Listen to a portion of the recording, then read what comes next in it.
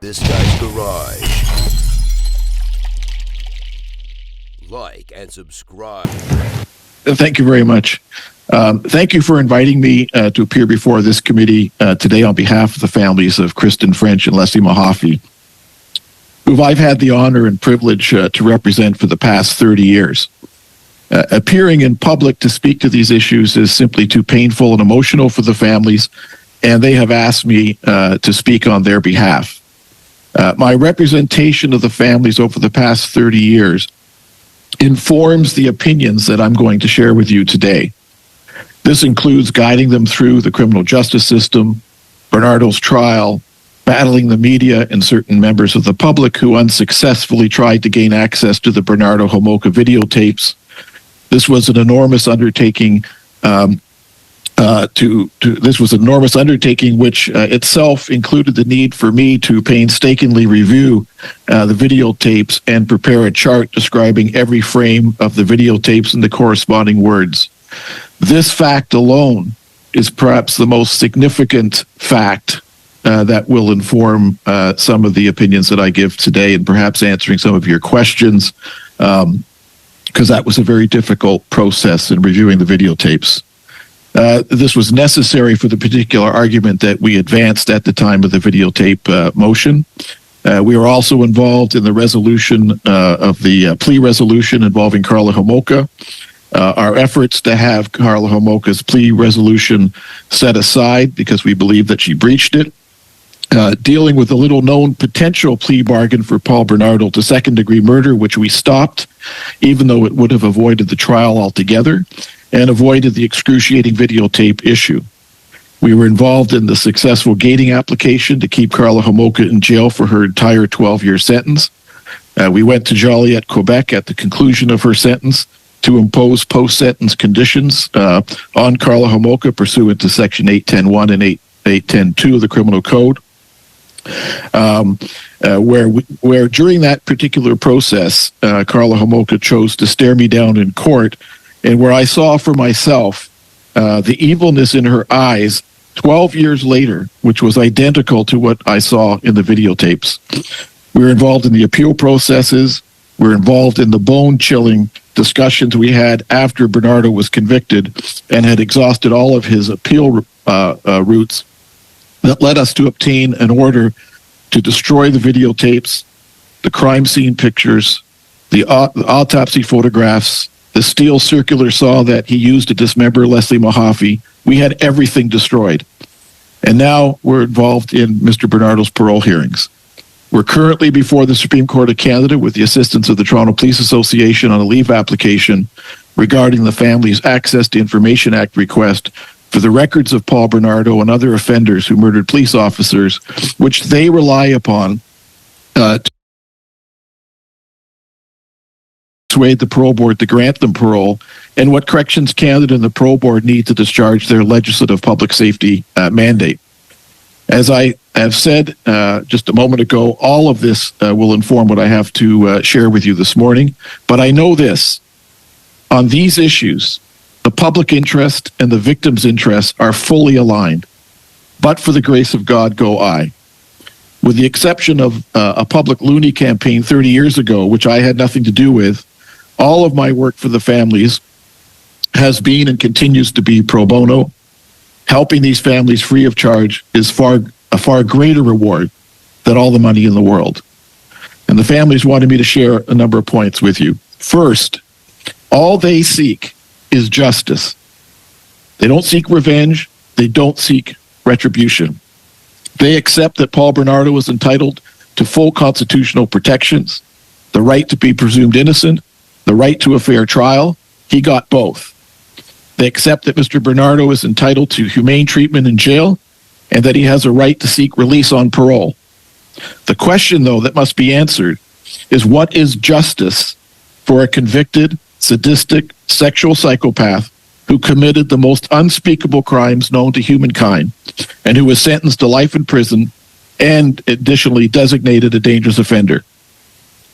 An offender who, after 30 years in prison, right up to his transfer, as found by two different panels of the parole board, had no remorse, no empathy, no insight, and was not treatable. I wish all of you could see, and this is part of our application before the Supreme Court of Canada, even listen to the audio recording of Paul Bernardo's testimony. It would go a long way in people understanding who this person is.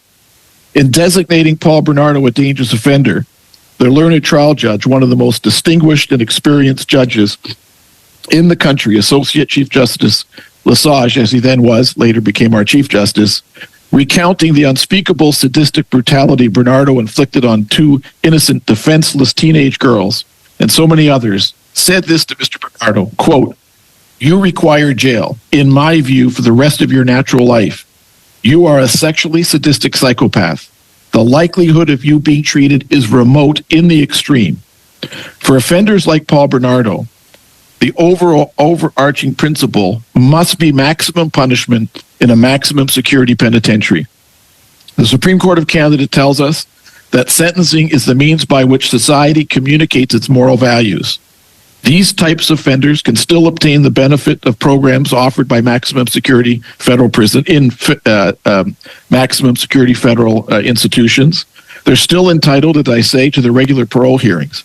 But never should such an individual be rewarded with a transfer from maximum security to medium security when at the time of the transfer, the offender still showed no remorse, no empathy, no insight into his crimes, and the medical evidence was that he was beyond treatment. It sends the wrong message. It sanitizes the full brutality of his unspeakable crimes. It's no answer that the perimeter security is the same as a maximum security, or that medium security offers better treatment programs for a person that cannot realistically be treated, or by giving him more freedoms and privileges in medium security because he might be more manageable. Offenders like Paul Bernardo, who commit the most unspeakable crimes known to humankind, must receive the most severe sentence our legal system permits. That means spending the rest of their lives, the rest of their natural lives, in a maximum security institution. When Leslie Mahaffey and Kristen French took their last breath in utter horror at the hands of Paul Bernardo, upon conviction, the only rights he has left is to remain alive because we don't have capital punishment. And I don't believe in capital punishment, but that's one right he has, and to spend the rest of his life humanely in a maximum security federal penitentiary. The second point the families wanted me to bring to your attention is this. They have this question. Upon Mr. Bernardo's transfer, the Prime Minister of Canada, the then minister responsible, and I believe other political leaders properly described the transfer as both shocking and incomprehensible. Not my words, not the family words, the words of the Prime Minister and the minister. Canadians were instinctively outraged. It offended all ethical and moral standards, and it was wrong. Even if Corrections Canada followed the rules, which I have a lot of issues with, but assuming it complied with all the rules, complied with all the laws, how can something, this is the question the families have, how can something that is shocking and incomprehensible remain the law of this great country? If it's shocking and incomprehensible, then change the laws. This is exactly what leads to public cynicism and disrespect for the administration of justice and the rule of law. I will never forget, after the first day of argument on the videotape issue, a discussion I had with Donna French. The courtroom was packed. There was an army of media lawyers. Everybody's rolled up, very official. There was motion records, factums, endless books of authorities piled up on counsel's table. Yet Donna French cut through all of this and said this to me. I don't understand. We have a right to protect the dignity and memory of our daughter. Some things are right and some things are wrong, and this is wrong. And she was right. And this equally applies to Paul Bernardo's transfer. It was wrong. And this takes me to the family's third point. In practice, and I've been doing this for 43 years, in practice, the system treats most offenders the same. And we submit to you that you cannot treat offenders who receive fixed sentences the same way that you treat offenders who receive life sentences, and additionally, in Bernardo's case, an indeterminate sentence because of his dangerous offender designation. There is no cure for psychopathy. worse for sadistic sexual psychopathy. That is a medical fact.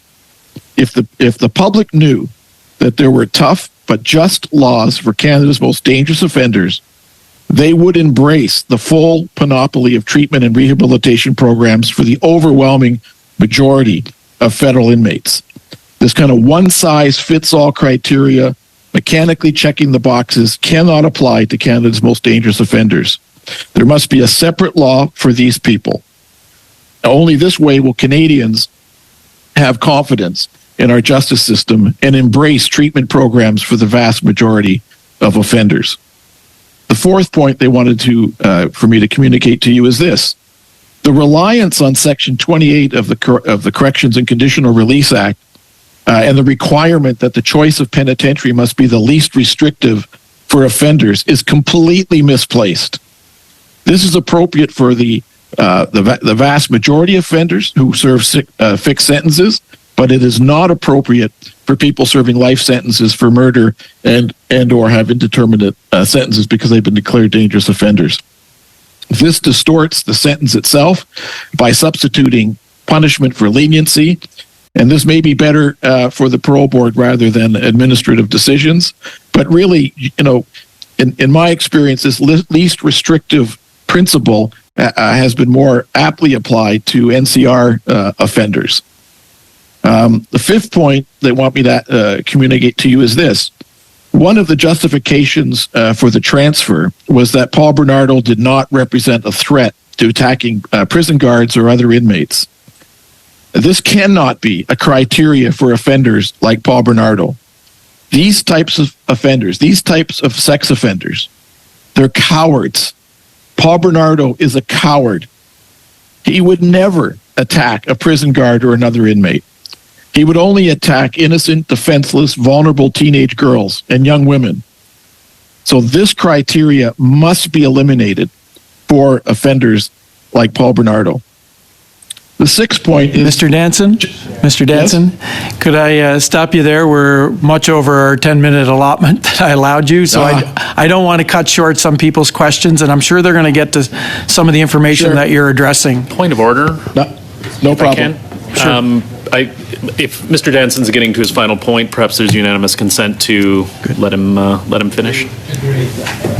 Thank you, Mr. Danson. The committee would like to see you continue, so let's continue. Thank you. Okay, I'll do one more point, and I'll leave the last two for hopefully questions. But the last one, because it deals directly with a criticism that we have with respect to justifying the transfer of Mr. Bernardo on the basis of his recent full integration with other offenders on his range, is stunningly weak and completely detached from the sheer sadistic brutality of his crimes.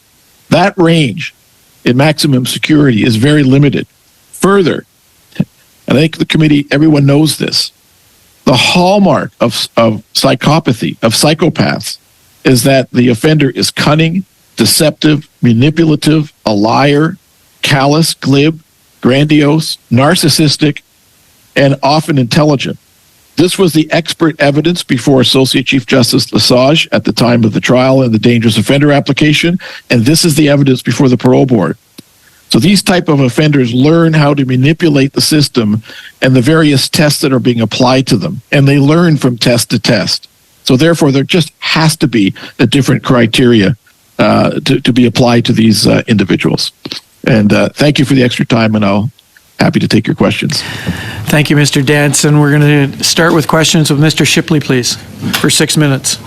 Thank you, Chair, and thank you, Mr. Danson, for being here today, and thank you for your patience with trying to get scheduled in with last week and today, and thank you for all the work you've done for the families, especially hearing this morning that's all been pro bono, so good for you. I'm sure some very trying times, as you mentioned. Mr. Danson, you on behalf of the French and Mahaffey families have rejected the findings of the report on Paul Bernardo's transfer.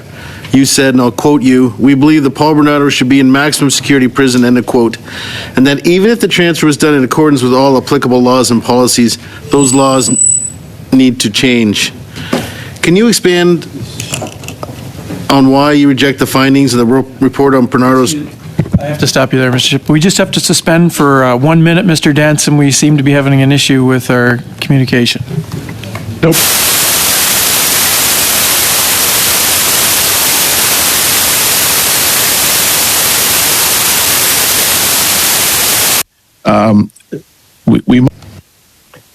Well, I think that the fine, not sure what that. Ripley, thank you, Mr. Danson, for your patience.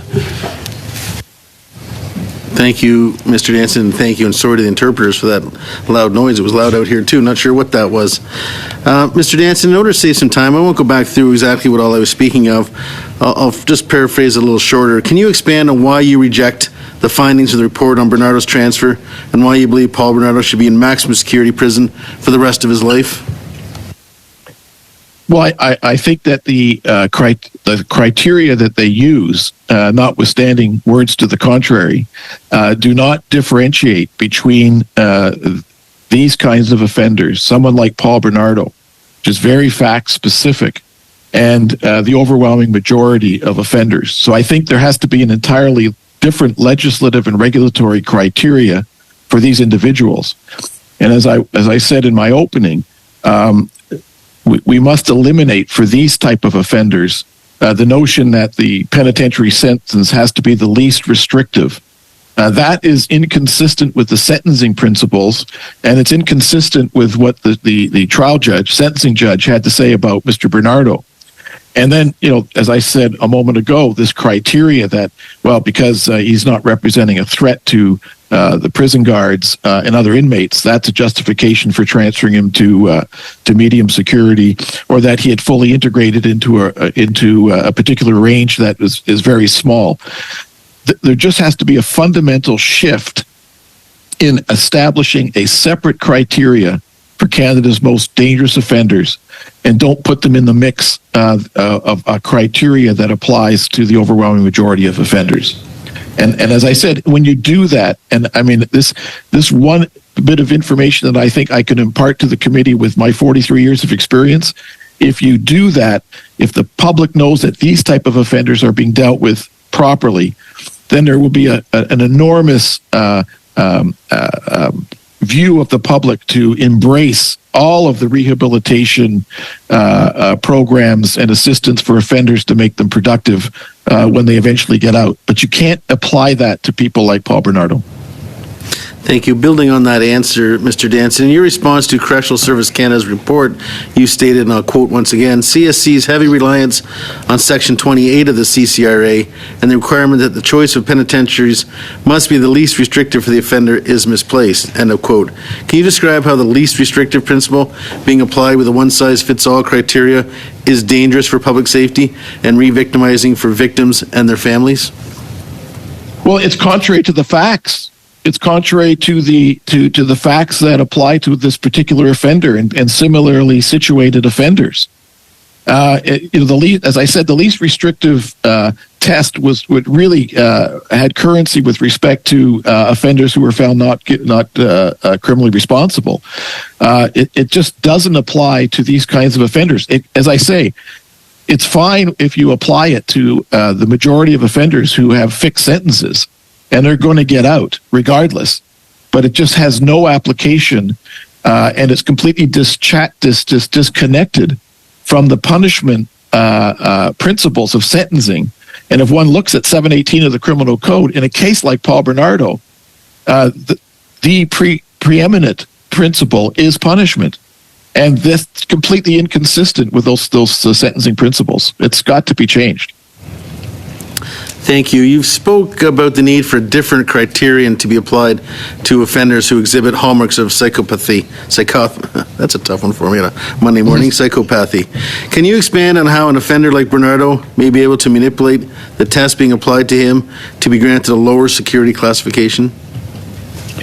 Well, yeah, again, as I said in my opening, I mean, it's the evidence that was before Associate Chief Justice Lesage at the trial and at the dangerous offender application, and it's the same evidence that was, 25 years later and more before the parole board, is that this is the hallmark of psychopathy. They are deceptive, they're cunning, they're manipulative, and to have a criteria that doesn't take that into account and doesn't take into account what they learned from the various programs that are administered to them, and what they learn from parole hearing to parole hearing is simply naive. And so therefore, thank God the majority of offenders in Canada serving federal penitentiary sentences are not psychopaths. But again, this is why you can't have one size fits all. You have to have an entirely different criteria for these particular types of offenders. It's critical. Thank you. This will probably be my last question, Mr. Danson. You have mentioned many times that the parole process is harmful for the French and Mahaffey families, given that they need to testify and provide victim impact statements every 2 years, even though Paul Bernardo is serving an indeterminate sentence. Can you speak to the reforms you would like to see to ensure that the parole process for dangerous offenders with indeterminate sentences prioritizes victims' rights? Well, I can tell you every time we get ready for a parole hearing, it is gut-wrenching for the families when we prepare their victim impact statements. And in the case of the French and Mahaffey family, we prepare very comprehensive victim impact statements. I think that, what happens is that as a general rule, parole hearings happen every 2 years. The reality is for the families is that you finish one parole hearing and that 2 years goes by very fast, and it's very, very difficult to revisit this every 2 years. In my view, and actually as a matter of law, they're actually entitled to a parole hearing on an annual basis once a year. Then the parole board has 6 months to process that, and as a matter of practice, it just works out to every 2 years. In my view, we'll use Paul Bernardo as an example. He's now had 2 parole hearings. But after the first parole hearing, maybe after the second parole hearing, there has to be a shift, particularly when there's a finding that he has no insight, no remorse. Thank you, Mr. Danson. Thank you, Mr. Danson, and we'll continue, and hopefully you can pick up on those comments as we go to later rounds. Next up is Ms. O'Connell, please. Thank you, Mr. Chair. Thank you, Mr. Danson, for being here, and sorry for the technical difficulties last week. But I think it's really important that your clients, the families, their voices are represented through you. So I really appreciate having the opportunity to hear this testimony. You spoke about, first of all, I want to also acknowledge and thank you for speaking about what happened during the trial. As someone from Pickering and right next door to Scarborough, we remember all too well the failure in policing for women, and you bringing it up here is part of the first time that we've actually talked about it, and so I thank you for that, because it's an important piece that has been lost in a lot of this debate. So thank you for raising that as well. It's something that is frustrating for me all these years later still. But in terms of the issue at hand, I just wanted to ask you further. You spoke about changing the laws, and we have a private member's bill before us that would actually change the laws to anyone who's designated a dangerous offender. There's 921 of them that would be in maximum security if passed for the entirety of their sentence. However, that would mean people not criminally responsible. That would mean people who might be able to benefit from programming. That would mean an overrepresentation of Indigenous and Black offenders. There are people with determined or fixed sentences, as you spoke about. So I found your testimony interesting to focus on fixed sentences versus indeterminate. And that may be an area that would be, one, constitutionally something that might not be as heavily challenged, I don't know, but two, would not create the one-size-fits-all on the reverse, where you have those who may one day be released because they are on a fixed sentence, certainly not in the case of Paul Bernardo. And so do you have additional thoughts on the classifications for those without fixed sentences and how that could be a better application of changing the laws? Well, there has to be a clear distinction between indeterminate sentences from people found not criminally responsible. And of course, there's an entirely different regime and review panel that deals with those individuals. That cannot, and that's important that be maintained. But that can't be confused with the indeterminate sentences that come from a dangerous offender application, where the criteria, as you all know, for a dangerous offender is exceptionally high. And often you see it in a situation like we have here, where Mr. Bernardo has been convicted of 2 counts of first-degree murder and many other offenses, and then in addition been declared a dangerous offender and therefore has an indeterminate sentence.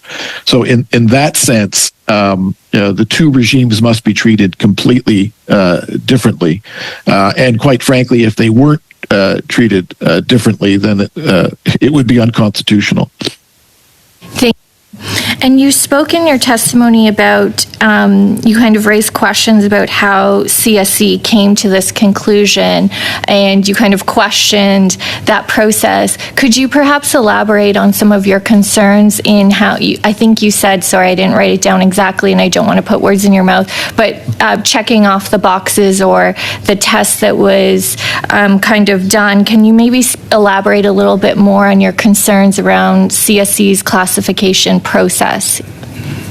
Well, notwithstanding that they think that their criteria can differentiate between Paul Bernardo, people with life sentences, and someone who has a fixed sentences, my experience has been, as a matter of practice, and what I have experienced and witnessed, is that they actually keep them all in the same category, and they do not make a distinction.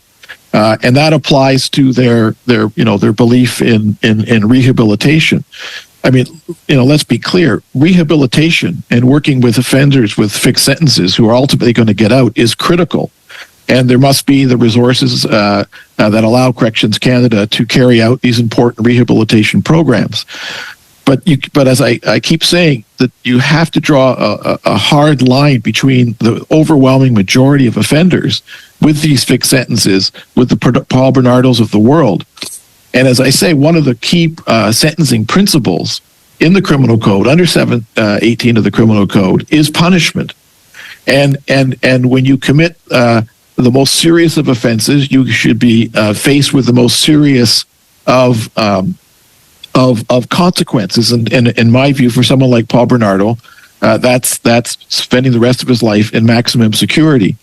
It seems that they seem to forget, and maybe I'm at an advantage, or maybe it's a disadvantage for having unfortunately had to do what I had to do with the videotapes themselves. Anyone who actually understands what this man did is so horrific that when the experts are telling you he's beyond treatment, that doesn't mean you don't give him treatment programs that exist in maximum security penitentiaries, but you don't move him into medium security.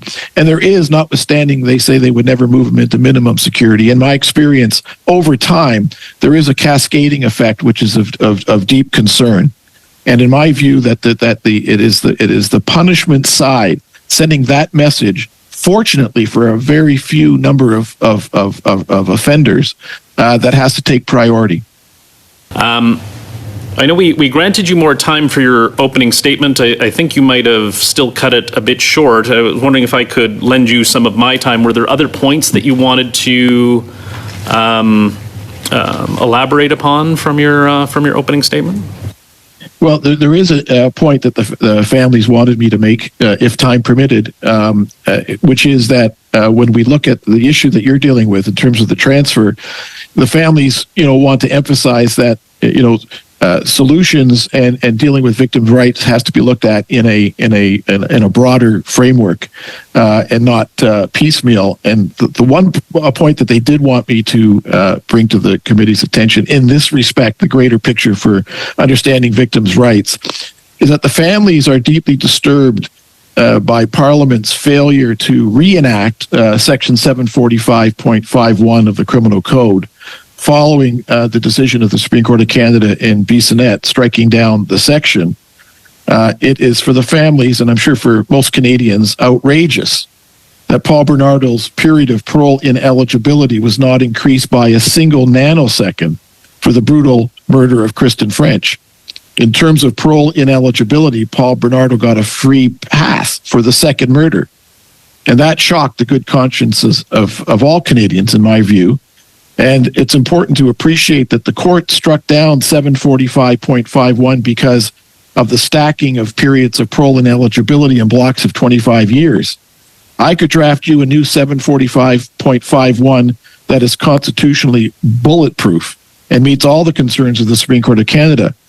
So when we speak in terms of transfers from maximum to medium security, prisons, this needs to be considered in that larger context, larger legal context, dealing with dangerous offenders at large. So that framework should also include amending the CCRA to make parole hearings for offenders like Paul Bernardo every 5 years instead of every 2 years. They just wanted me to make the point that there has to be a greater comprehensive response to the victims' issues. Mr. Denton, thank you for your time today and having the opportunity or taking this opportunity to speak on behalf of the families. We very much appreciate that. My first question for you has to do with regard to the classification system and the reclassification of an inmate. Right now, the language that is used to determine that is an inmate is supposed to be in the, quote, least restrictive area, or the least restrictive measures are supposed to be applied. But the former language was most appropriate. And so I'm wondering if you can explain for us the difference in this use of language and what you would advise is needed. Well, I prefer the former language, and to be clear, and to be consistent, I don't have a problem with least restrictive as it relates to the majority of offenders with fixed sentences. So I know I'm repeating myself on that. But you cannot apply that criteria to Canada's most dangerous offenders. It has to be an entirely different criteria that has as its number one principle, which is punishment. And that's why I'm saying that, at least in the case of Paul Bernardo, we actually have two parole board findings about how dangerous he remains. And that, I mean, transferring someone who doesn't illustrate one iota of remorse or empathy or insight.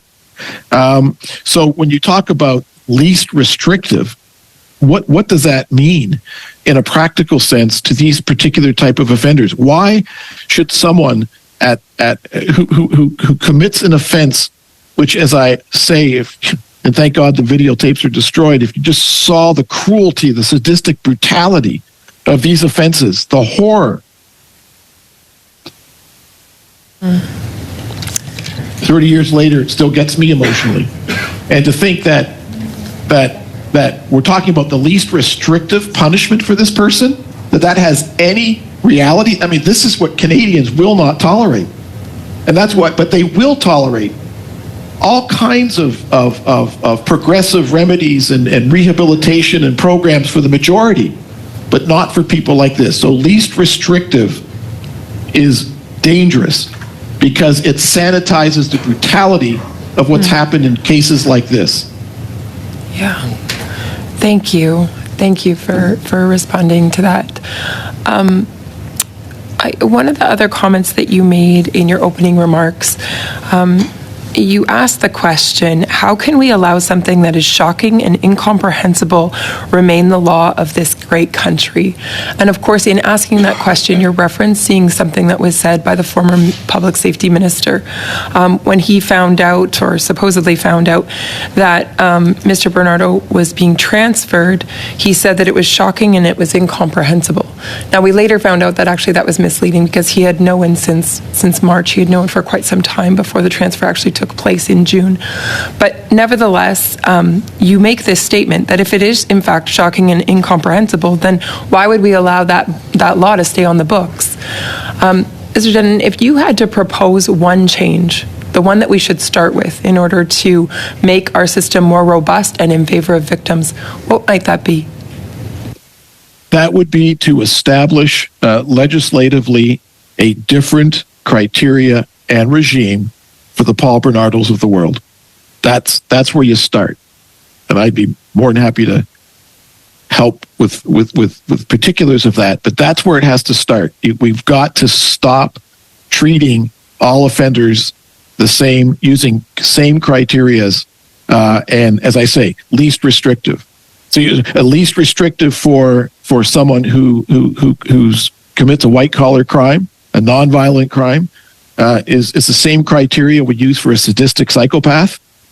I mean, it just defies common sense. We have to have a separate regime for these individuals, obviously having due regard to, constitutional criteria, but it must be the starting point for bringing some sense to this process. Thank you. And in your expert opinion, do you believe that it's possible to make that differentiation in the law? Oh, easy. That's fine. Easy. Thank you very much. Thank you, and thank you, Ms. Thomas. Now we're moving on to Mr. Gahir, please.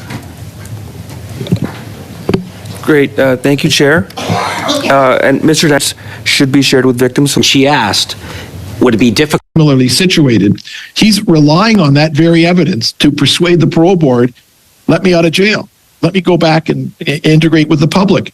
Notion that, of course, we should have access to the information, a public closing the barn, look at, so where's the right to privacy rights? It is private. You have to weigh the public interest against the privacy interests of the particular offender. So let's understand that legally, everyone throws up privacy rights, and they just ignore the law that requires there to be this evaluation, this proportionality between public interest to know and the offender's right to privacy. But those very reports that you refer to, they are discussed openly at the parole hearings. So where's the privacy interest? You just need to read, and I urge the committee to read both parole board decisions as they relate to Paul Bernardo and look at the incredible amounts of personal information, as it should, that is in their decision, which is a matter of public record. It's like closing the barn door after the horse is bolted. This is not personal, private information. This is part of the criminal justice system. This is part of a public parole hearing. This is asking for a public remedy. So this notion that, of course, we should have access to the information other than the parole, just trust the parole board. In this case, they've done a good job with Bernardo on the last two hearings, but the principle is transparency. And the public has a right to see this evidence, just like they did at the trial, at his dangerous offender application. So this notion that because it's psychological records, psychiatric records, things of that nature, he's asking, and other offenders similarly situated, he's relying on that very evidence to persuade the parole board, let me out of jail.